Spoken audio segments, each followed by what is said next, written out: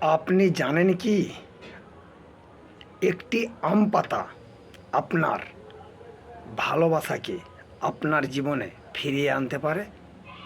নমস্কার, আমি তান্ত্রিক অভিজিৎ দেবনাথ। তো আজকে আমি আপনাদের জন্য খুব একটা পাওয়ারফুল বশীকরণ টোটকা দিচ্ছি। তো টোটকাটা আপনারা কি করবেন, সকালবেলা সূর্য উদয়ের আগে বাসি মুখে একটা আম পাতা তুলে নিয়ে আসবেন। আম পাতা তুলে নিয়ে এসে ওই আম পাতাটার উপরে প্রথমে আপনি যেই ব্যক্তিকে বশীকরণ করবেন, প্রথমে ওর নাম লিখবেন, তারপর আপনি আপনার নিজের নাম লিখবেন। লেখার পর সূর্য যখন ডুবে যাবে তখন ওই পাতাটা যে কোনো স্রোতের জলে আপনি ভাসিয়ে দেবেন। দেখবেন আপনার ভালোবাসা যতই দূরে থাকে না কেন ও আপনার কাছে চলে আসতে বাধ্য হবে।